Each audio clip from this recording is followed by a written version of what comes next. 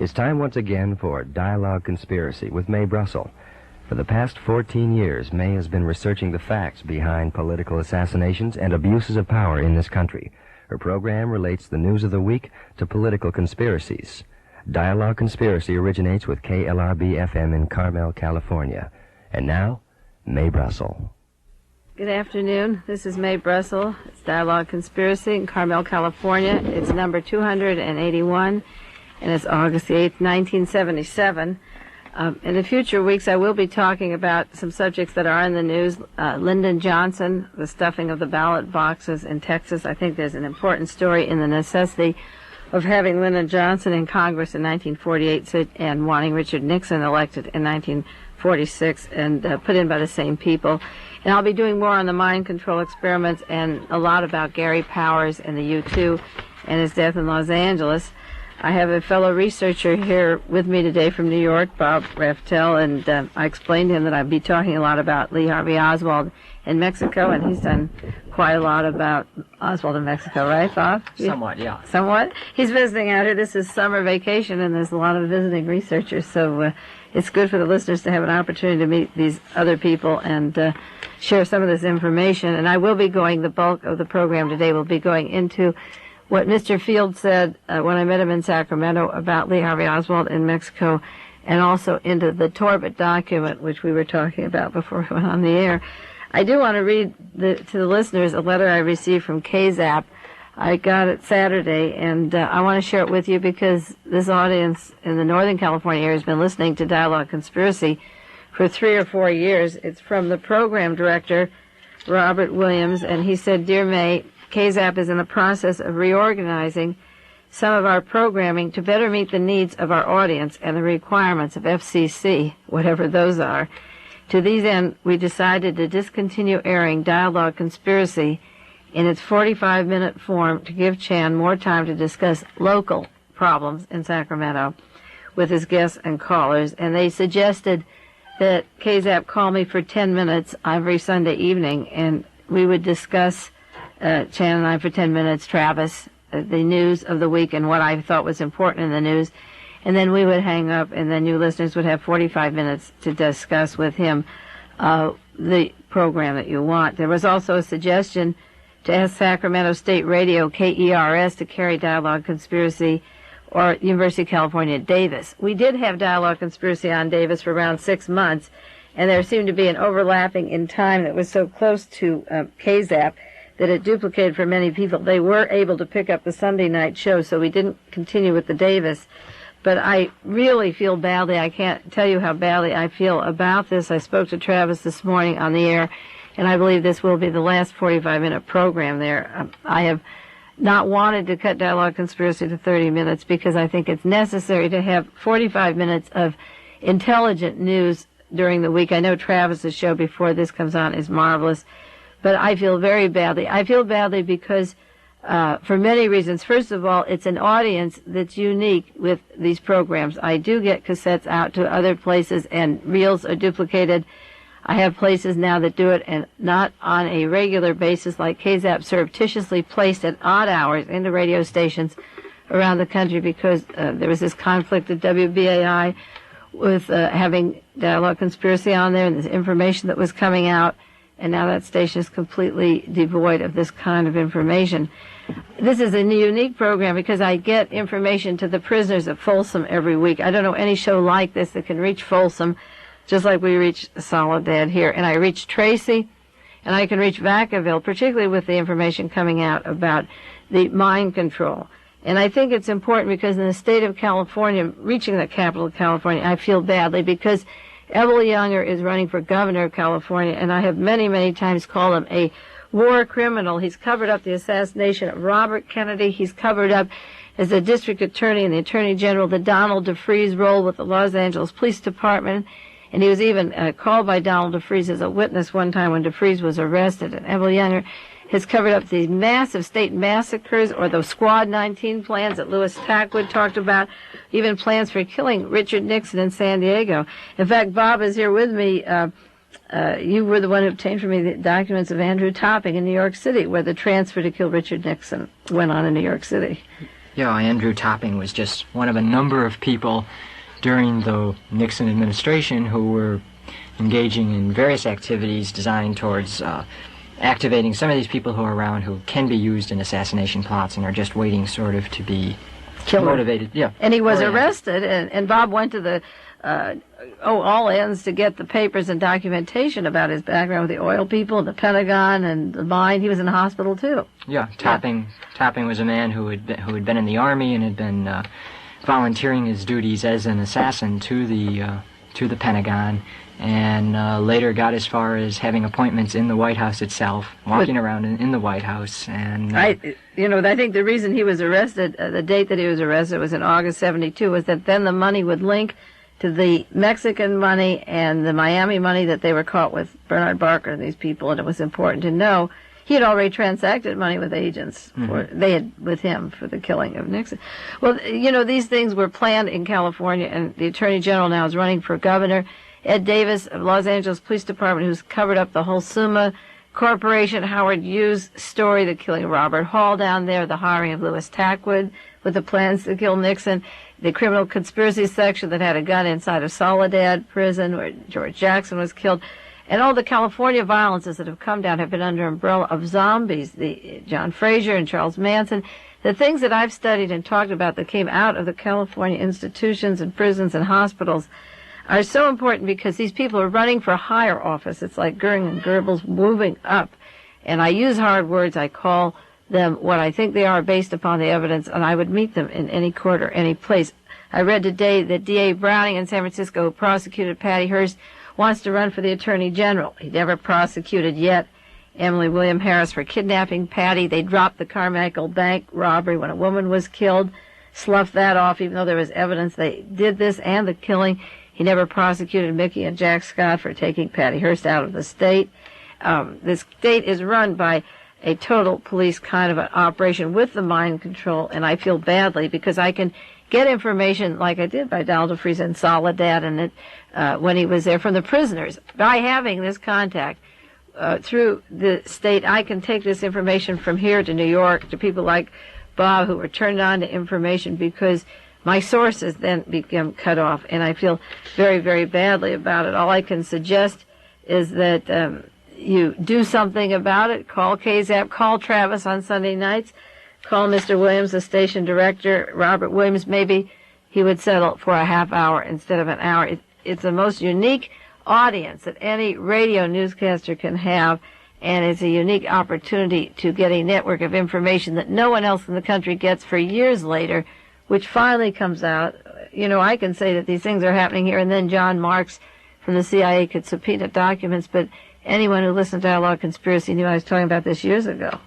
You heard me lecture in New York, I believe, when I was talking about these things. Were you there at the Elgin at that time? Sure. We've been hearing from a lot of researchers that there are these people out in the country who have been programmed as part of assassination squads, and that it should be finally coming out in a documented form from the Pentagon or from the CIA is not so much of a revelation as the media would make you think, that these people have been exposing themselves through various accidents, such as when Andrew Topping was arrested in New York, or through occurrences such as the Hearst kidnapping, where these networks are exposed of people involved in mind control. And the one reason that I could be the first person to expose them was because Dialogue Conspiracy was up in the areas like Soledad here and Vacaville and Folsom, where I could get the information that it was being done. And that was one of the ways that I was the first person to write about it. Right. The primary level of research is in watching what's going on in the news and covering it that way, and not waiting for the declassification of documents. Well, I disagree. I think the primary is to get it from the men inside the institutions who were able to tell me about these parties, and then I could spread it on and people could look for it later. I think the primary source, the reason I feel so badly about KZAP, is that it's a primary source of people who are listening. Ken Corey, the state controller, was down at my house, flew down with 5 people regarding the Howard Hughes estate and information on the Hughes case because his son listens regularly to Dialogue Conspiracy. KZAP, and we're reaching so many people. I know the ratings are there that people will listen to a 20-minute slot, and they have figured out on scales of how many people listen to music and how many people listen to talk shows, but nobody's ever put in proportion how many people who listen to this particular show or respond are really movers and can affect the changes of history and are powerful. And every station that dries up that takes this thing, we're removed of the chance of doing something. Just this week after I got this letter from Robert Williams at KZAP, I was looking at some mail I had and came to the station today. Here's one from Ralph Mike Durling at Tracy, asking me for information. He says, I listen to Dialogue Conspiracy at KSAB, and he wrote me asking me for information that he wanted. Another one from Tahoe from a Dane Edwards I brought him, who says, I listen to Travis in Sacramento, and he wanted information about Richard Nixon and the Nazis and Herman Perry. Here's one from Bill Robinson at Folsom. I'm an inmate at Folsom and really like your program very much. We here at Folsom all listen to you and think you're really good. Keep up the good work. And then he asked me the name of a magazine, and he was interested in the assassinations and sent him a magazine. Another person, this Mike from Tracy, was asking about mind control because they know people at Vacaville, and where can they get tape cassettes of the shows. Here's a letter from Kenneth Hacker, University of Utah. May, I'm doing research, mass media influence. When we lived in Sacramento, I listened to your radio program each week. These are just letters that I was answering this Sunday night that have come in the last 2 weeks in July. I'm intrigued with the information. He asked me to help write a chapter in a book on media manipulating public consciousness of the Kennedy assassination from the University of Utah, who moved from Sacramento. Here's another letter from a gentleman at Tracy Dual Vocational Institution. I'm inspired by hearing you in your most recent live dialogue on KZAP. He gave me information about how Charles Manson looks, what he's doing at Vacaville, how they're watching him because of things that I've said on the program. And then I got another letter asking for information. I'm impressed with your work. Somebody who had subjected themselves some Silva mind control and was worried because they listened to KZAP and want information on the Silva mind control. So people want to know about behavior modification, Nixon and the Nazis, the Kennedy assassination.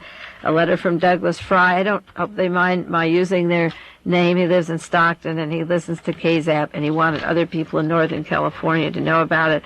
And here's a woman from Auburn who listens every Sunday night. And we could go on and on. Whatever they decide, I don't have any control over what Mr. Williams do. I know that there was a time when Paul Revere went through with his little lantern warning people that problems were coming down in this country, and I don't think they took a poll to see whether they want to be awake at night or not, or whether people were even looking for the British. I think they did what they had to do, and maybe they would have told him his shoes were wore down, he looked silly, wearing that kind of a costume at night. I know that the people up there are really a great audience because I have gone up the last few years to Cosumnes River College, Sacramento River College, been to Folsom and been to the prisons, and I don't think I've ever felt so badly about a situation because I think the time is now to be more alert and not cut off information. I have an article from the Los Angeles Times this week on the formation of the Nazis in California, and I don't know how many of you saw it. That's the kind of information I share on Dialogue and Conspiracy. If you don't take the Los Angeles Times, you don't know that the Nazi Party is combining forces almost in every state around the country and is becoming a dangerous threat. And we have to be wary of it. In California is a big nest of it, as in Florida and Portland and all over the country. One of the things that Travis mentioned was that a lot of what we do in Dialogue Conspiracy might be duplicated with what they do earlier on the talk show. But that isn't true. It really can't be true because last few weeks I read from the Los Angeles County Board of Supervisors the hearings of Lillian Castellano pleading with them on the Robert Kennedy case to open up the assassination investigation. And the next week the testimony of Dr. Robert Joling, the president of American Forensic Pathologists, asking to open up the Robert Kennedy assassination. And nowhere except in the Board of Supervisors is that testimony told. Nobody has heard it. And only through these tapes going to Philadelphia and New York and New England and France and Ireland and all the different places that they're going now is this information going out. I got a letter from London this week asking for the tapes, and another one, so they say 25 tapes in Ohio and 25 to Salt Lake City. That is the only way, it's the only media that we have to get this information out, and the city up there is so important. And I hope when Travis gets on the air and starts taking calls, and you have talk shows in Sacramento, that you ask him about this, and write to Robert Williams. He's the program director, KZAP Radio, P.O. Box 511. You can call him 916 area code 444-2806, and do whatever you want, write or call Travis, and maybe you'll have the same energy if you have the phone, to ask them about the situation that the people in New York City had on WBAI and see what we can do about keeping this information. And it's a live thing that's growing, and that's what worries me so much about the situation. Well, last week I talked about Mr. Fields in Sacramento. Here's another man I met who may become a key witness before the Kennedy assassination investigation committee if his information is true. And I met him through the KZAP station. I meet people through the other shows, but this has been such a live situation. And last week, in case you didn't hear Dialogue Conspiracy, I talked about a man named Mr. Fields, asked for an attorney to possibly help him. He made allegations based upon information he got in Mexico in 1965 and 1966 that came from three or more sources, actually. And these were his conclusions, and I'll run them down, and then I will go along with what he said and go back to an unpublished manuscript put out in Texas called the Torba document, which Bob has, and talk about that. Mr. Fields said, and I talked about this last week in more detail, that the murder of John Kennedy, the final plans at least, were made in Mexico City, that the CIA was part of the plans, that they had 3 teams of 5 members, an east-west plan, and I guess probably middle be Chicago, right? An east-west team to Miami. He called the east team was definitely Miami, and then there was the Chicago and the Dallas. They used mercenaries trained for the Bay of Pigs invasion a few years earlier. The pitch to the particular mercenaries was that it was heroism. They should be brave and get involved. They claimed that Kennedy was going to liquidate the CIA and get his own kind of intelligence gathering system going. That Oswald was set up as a patsy, that Lee Harvey Oswald had a double, that Lee Harvey Oswald was alive. He said the assassination teams were in Mexico City and then were sent all over the world, all over these countries, from the same place where the assassins were trained in Mexico City. He had the quotation I read last year, the police have their rifle ranges, America has Mexico to practice on, train their riflemen. He claimed the plans were being made as early as 1965 to 66 to murder Robert Kennedy, and they talked about a man who would be programmed, set up as a zombie to believe he did it. Mr. Fields has copies of registered letters he sent to Robert Kennedy and his wife, which were ignored or never received by them. In 1976, the photographs and evidence that Mr. Fields had were taken from him by the Sacramento police. They were taken unlawfully from an automobile that was stolen. And he has the belief that the Sacramento police would still have them, but we have no way of knowing. If they open his car, they may go into the car and take it, so that we're not sure they still have it. I have a lot of background on Mr. Fields. He, as I said before, he was nominated at Columbia University for a Pulitzer Prize. He was a president of a scientific laboratory in Contra Costa, California, where he tried to expose a judge who is now in Orange County, who he believed was responsible for the murder of another lawyer and for taking the possessions of a wealthy woman. He became in trouble with the police in California for being nosy, at which time the harassments began on Mr. Fields in Sacramento. The property where he was located with his car was told, the owners were told that it would be condemned if they allowed him to stay there. The president of the California Association of Physically Handicapped claims that his files were definitely doctored and that the people that would be taking care of him were discriminating against him. He was picked up for many, many convictions that were dropped, but in the meantime they had a chance to go through his property. He was denied counsel at his trials every time he was picked up. He was denied help, medical help, and also he was subjected to sound torture. The police in the jails told the other men to beat noises and make a lot of noise because he was his trouble with his ears drove him really sick, and he still has problem with his ears, so they made noise and tried to subject him to these sound problems. Mr. Fields has gone through hell in trying to survive and expose criminals up and down the state and collusion of the police department. And his vehicle was towed away by the Sacramento police July 74. They filed a paper saying that we checked inside and we found only papers and books and old food stuff and other junk, nothing of value to be booked, so they destroyed it.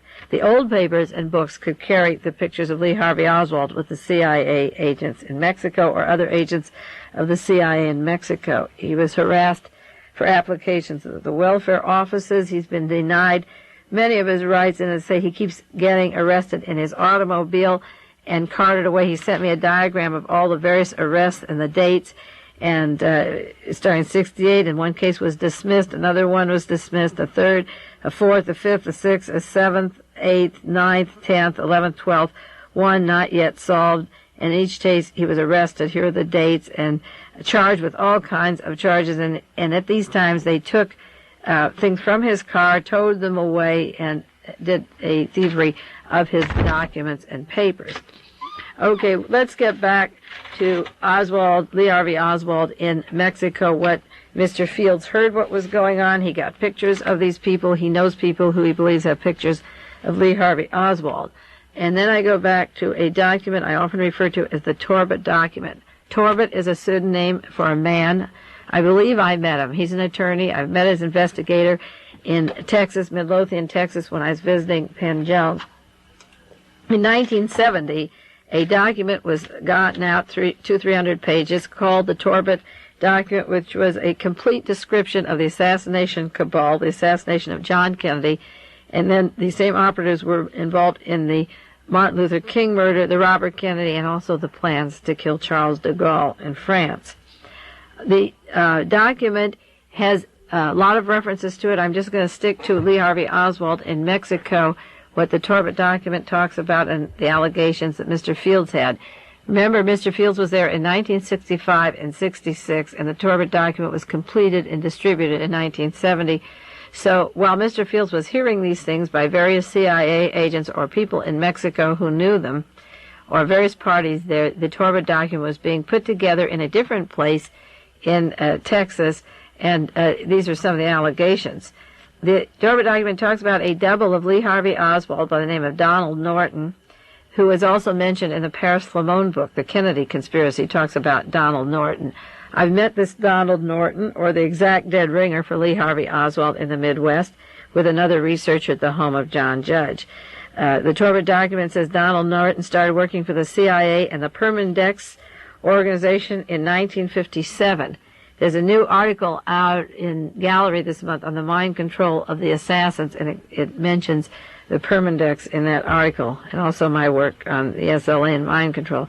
The Torbett book says in 1962, in September, Don Norton was dispatched from Atlanta, Georgia, to go to Mexico with $50,000 to pay the anti-Castro group that were then located in Mexico. They registered at the Yamahel Hotel in Monterrey, Mexico. Harvey Lee was an exact duplicate of Lee Harvey Oswald. He had hair thicker, and he contacted Norton, and they exchanged the money. Harvey Lee got from Donald Norton this money and then took it down, and they received some necessary documents in a manila envelope. Alberta was the passphrase, and Albert Osborne was the man that Oswald worked with going down to Mexico, and Albert Osborne was on the board of directors of Permindex with Clay Shaw. And then Osborne paid for Lee Harvey Oswald's fare paid for Cuba pamphlets in New Orleans. Alberta was the passphrase, and also the clue, the weather is warm in Tulsa. He says that Oswald had doubles, that the assassination money was paid off in Mexico, and there were code names that they identified these friends, and that's what Mr. Fields said, that Oswald had doubles, the money transactions, the teams were in Mexico, and he referred in his document to a code name that Lee Harvey Oswald used. In this case, Alberta and the weather's warm was the password. The Torbett document, it's made by this lawyer, we'll call him Mr. Torbett for practical purposes, said the assassination was done by a team of highly trained professional assassins inside Mexico. It does, as I say, it was written in Texas and put together by people inside the intelligence community. And Mr. Fields was saying that the trained assassins were also in Mexico, that they were trained professional assassins located in Mexico. So that's consistent with what this gentleman is saying in Sacramento. The document from Texas said these men blended in with the anti-Castro Cubans under the direction of the Free Cuba members in Mexico City, Dallas, New Orleans, Montreal, Miami, Chicago, Kansas, and Los Angeles. And Mr. Fields said that there were plans. There were 3 teams of 5 assassins each, as I mentioned. The only difference is that the communists and the socialists in Mexico were suspicious of the anti-Castro Cubans, and they weren't blending in very well because they had these Aryan-type leaders, such as Mr. Phillips or H.L. Hunt, and who didn't blend in, and they knew they were CIA, and Lee Harvey Oswald didn't blend in with the men that they knew were anti-Castro Cubans, and that's why the group that he knew started taking the pictures. The Cubans blended in with the Mexicans, but the Aryan types didn't blend in at all, so that Albert Osborne and Lee Harvey Oswald and Mr. Hunt, or the CIA officers who were working and handing the money, didn't blend in. Neither did Don Norton, and that's why, as I say, the pictures were taken. The Torba document says that 25 to 30 of the most proficient riflemen were used and came from Mexico, and they were used for espionage agencies of the U.S. and various countries all over the world for political killings the past 25 years. Mr. Fields said the assassins not only trained for John Kennedy and Robert Kennedy, but were sent all over the world. The Torba document says that Division 5 of the FBI, that I've mentioned many times on Dialogue Conspiracy with William Sullivan, of Watergate fame, still working in Division 5 of the FBI, this internal security, obtained 10 of the world's best riflemen through the offices of Double Check Corporation for this job. 10 would be 2 teams of 5, and there were 3 teams, 1 in Miami, and I believe that 10, 5 each, 5 were at the Love Airfield, and 5 were at the Texas School Book Depository. A lot of people think that a team were at the trademark, the International Trademark, but because there was a Oswald who got a job at Love Airfield on October 16th and was hired on October the 16th, 1963, the same days that he went to the book depository, that I believe that the provisions were made if the motorcade was changed, they could kill him at the airport. If there wasn't one Oswald at the airport, then the team of assassins was at the airport. In case they didn't get him one place, they could get him coming and going on the airplane. And if the motorcade had been changed the week before, they wouldn't have had to use that Oswald. And that's why I think it was. There's no indication the trademark. And the Torba document said this was all funded by a subsidiary of Permindex. And many of you people will hear Permindex. Bob and I have heard Permindex for years, right? Yeah. Permindex was probably first brought to public light after some of the assassination attempts on Charles de Gaulle in 1960 and 61, when the French intelligence agency, trying to find out who was behind these plots, came across this organization, Permindex, which also called itself the Centro Mondial Commercial, with Credit Suisse Bank. Right. That's right. And after the French intelligence uncovered their role in the de Gaulle plots, Permindex had to move their offices from Zurich. Later on, when Permindex was implicated in fixing the Italian parliamentary elections, they had to move from their offices in Rome, and at last reports, they moved to South Africa. And it is interesting that James Earl Ray was on the way to Rhodesia, and he was linked to this, and also Farewell America brings in the Permindex funding. And I think that, as I say, Gallery Magazine this month has an article on the programmed assassins and mentions Permindex, and Dick Russell's mentioned Permindex in his articles. But just as we talked about MK Ultra, I talked about it 3 or 4 years ago, as early as 72, 73, and 74. Permindex will become known as a word for these assassination funding teams through the Credit Suisse in Basel, Switzerland, and then it moved to South Africa. Fields had said that this planning team was going to take care of the Robert Kennedy assassination, and Permindex has been named as the umbrella for all these assassinations, that organization. Now, Donald Norton, this character Donald Norton, met David Ferry and Lee Harvey Oswald, and David Ferry was Jack Ruby's contact earlier in their career. He knew him since 1958, and Norton went to Freeport in the Grand Bahamas and was working for the CIA as late as 1966.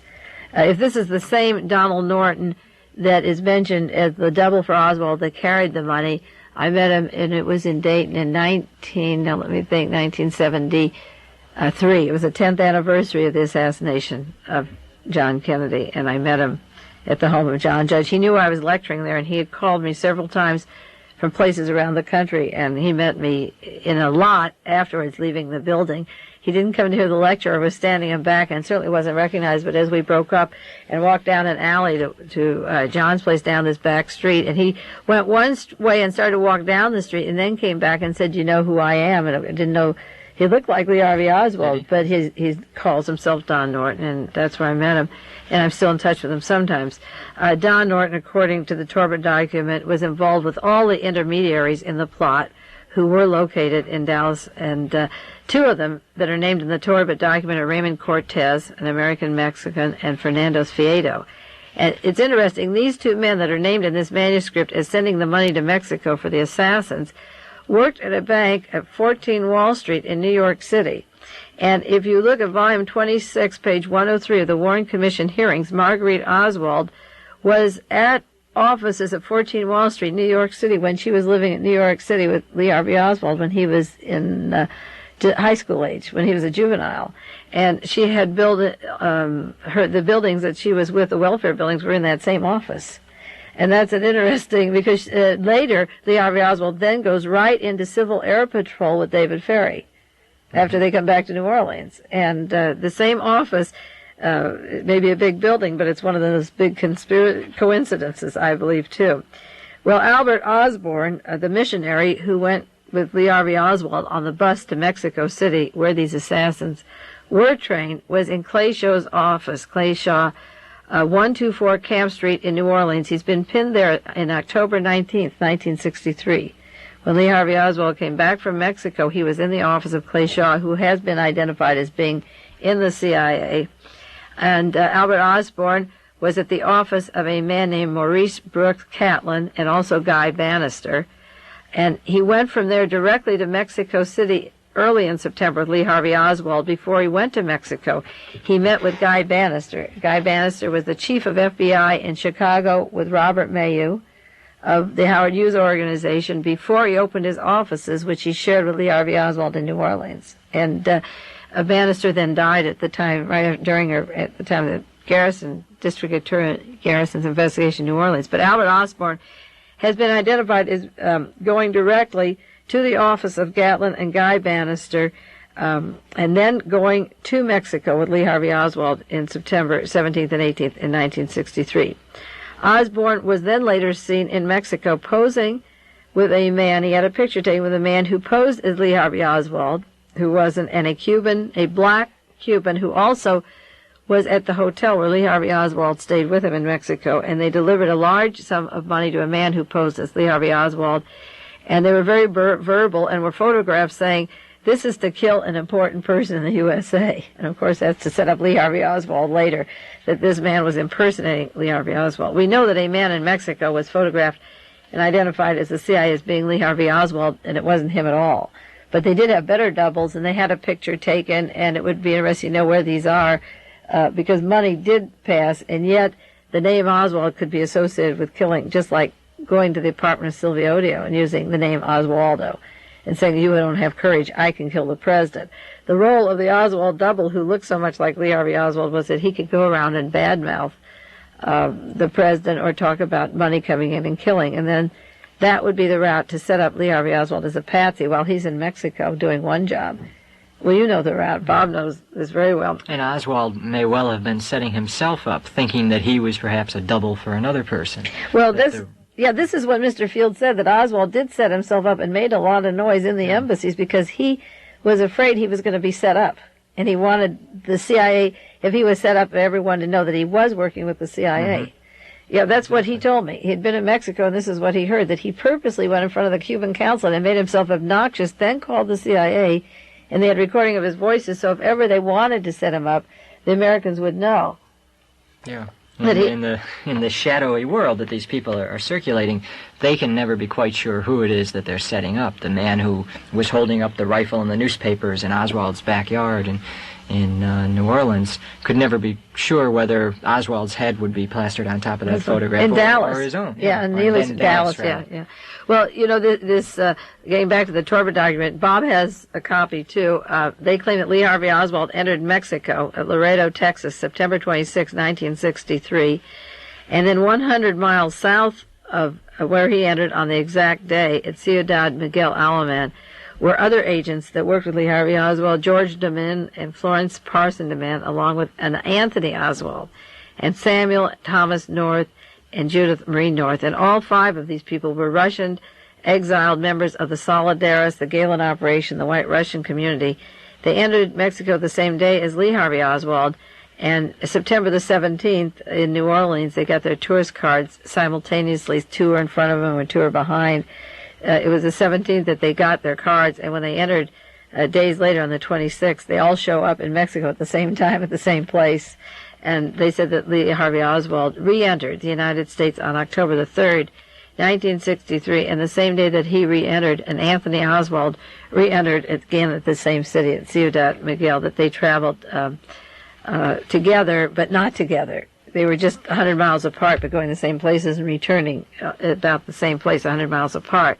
On the bus going to Mexico City, as I said, was Albert Osborne, alias John Howard Bowen, who also, there was a T. Gonzalez on there who was an active agent with Jack Ruby, who was on the bus, who worked with Carlos Prios-Siqueiros, the man that recently died in Miami. And Jack Ruby's friend, Mr. McEwen, and David Ferry. This Mr. Gonzalez was on the bus with Albert Osborne and Lee Harvey Oswald, so they had a lot of company. I wonder if the company of trailing them is kept in case they want to run and get out of a plot. Have you ever thought about that, the following them? I think, as I've been reading books about Howard Hughes, they would fix up certain starlets and give them piano lessons and voice lessons, and the chauffeurs would take them, and they'd take them out to dinner at Perino's, then they'd have an agent follow them and one follow them. Do you think it's so they wouldn't jump out the car and leave in the process of the brain control or the monopoly of their minds and bodies? Mm-hmm. Yeah, and several missions that Oswald was going on. He was always surrounded by people with connections to the intelligence community. If he got wind, so do you think these that, people yes, were obviously around him, what they were watching for, whether it was to make sure that he continues on. that stays in the same place? Yeah, stays in the same place. Because what if he goes to somebody and says, hey, there's a plot to kill Kennedy, then he could be killed on the spot. How many people might have been killed already that would have averted some of these murders? Right. Or who knows, say that Jimmy Carter would be murdered or somebody else would be murdered, and somebody follows them, so if they give a message, they're wiped out, and then they can use a backlog of assassins. Mm-hmm. The gallery talks about having a backlog of trained assassins, and I know for sure they do have a group of people programmed and ready to step in.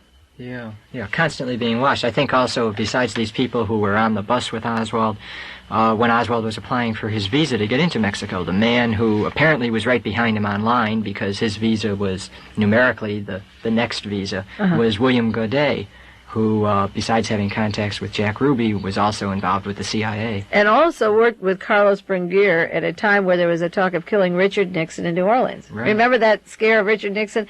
And Godet went out to a commune in New Mexico? Mm-hmm. And his name came up, the Andrew Topping material you have and the material I have of Louis Tackler. We both have. We share all this. And Godet, he was also on that bus going to Mexico with Lee Harvey Oswald and is proven to be a CIA agent, acknowledges and talks about, like Gordon Novell. Godet, in a recent interview, said that if you want to know anything about the Cubans that was going on in 1963, you should talk to Eduardo. Which is E. Howard Hunt. E. Howard Hunt. Yeah, I was surprised to see in Bernard Fensterwald's a picture of Godet, because he's really an old man, kind of a pudgy old man. I picture him as being younger, fleeing to a commune. I don't know why.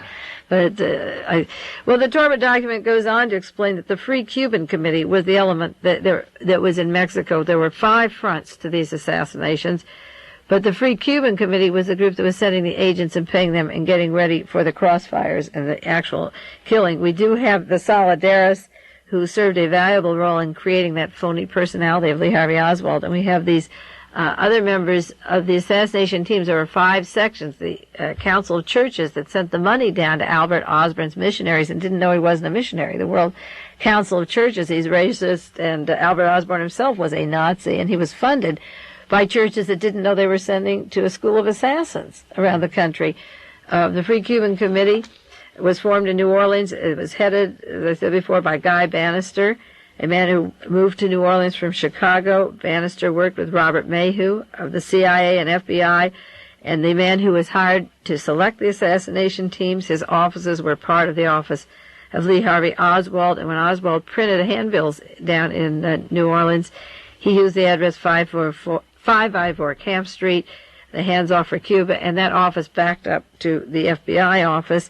where that man worked directly with the Howard Hughes, Robert Mayhew contacts. And then the handbills were paid by Albert Osborne. Have you seen that when I cross-filed the 26 volumes and they went to the printer? Who paid for it? The Fair Play for Cuba? It was picked up and paid by Mr. Osborne in New Orleans. Lee Harvey Oswald didn't even pick them up. The existence of this espionage team started in 1943 at the end or during the World War II, when the Nazis were beginning to take their $600 million to Argentina for fear that Russia would win the war. And J. Edgar Hoover was behind this. The OSS was behind this. Then it became the CIA. And they formed these teams. Albert Osborne, John Howard Bowen, alias J.H. Owen, also was part of a campfire council in Knoxville, Tennessee. It was a Nazi camp, a black shirt group funded by the American Council of Christian Churches. And Osborne posed them as a church leader, so that Lee Harvey Oswald was traveling with a man of the church. Osborne had lived in central Mexico since 1942, and I guess it was at that time that they began to set up these teams of assassins. And he had a mission, and these young men gathered and appeared, and Volume 25 has names of certain people that funded the church. A Reverend Lucan, who gave him money for Mexican boys at the residence. I have a list of the various agents who funded down at the church. Well, Dialogue Conspiracy is up. We're just about winding it up for our time for today. I've covered quite a bit about Mr. Fields, enough to get to the committee in Washington, D.C., and I do hope that those people that listen in the northern area write to Mr. Williams or call him and see maybe we can do a half hour there instead of 10 minutes a week, and hopefully keep the information flowing. I hate to see it cut off at this point. Well, take care, and if the fire doesn't consume Carmel Valley by next week, you'll know next week if we're not on the air. If we're on the air, we're okay. There's a fire coming down the valley, and it's scary. It's really scary. But so keep your fingers crossed. I'll be back on Dialogue Conspiracy next week. Take care of everything until then, and I'll see you then. Where is the truth? I thought to myself, we're driving down Route 68. The car in front is a Renault. It's not behind, it's not a Ford. Where is the truth? How things happen. If it was yesterday, it wasn't 1894. And if tomorrow none of two come true, there'll be another truth in store. And those who think there is no truth, that all depends on point of view, will lock us up, fire the bomb made only for a gentleman to use. The president is just a choice. He should not incite or claim his fame. On November night, I heard the screaming horns. A new America had changed her name. We're not the same. You and I are not. You who call free thinkers enemies, you are clearly now the enemies. And we will do what we must do to keep it free, like I was right. And she must sing, and they must slay. You must have heard that we will never really rise again. The mind behind the plastic mules gave the word. They cannot just mow us down. It's they who are the arch anemic ones. Ours are free and tender girls. Ours are mountain climbing sons. So you and I would disagree. Truth exists, but misery. I cry for you, I cry for us, as I prepare to leave the bus.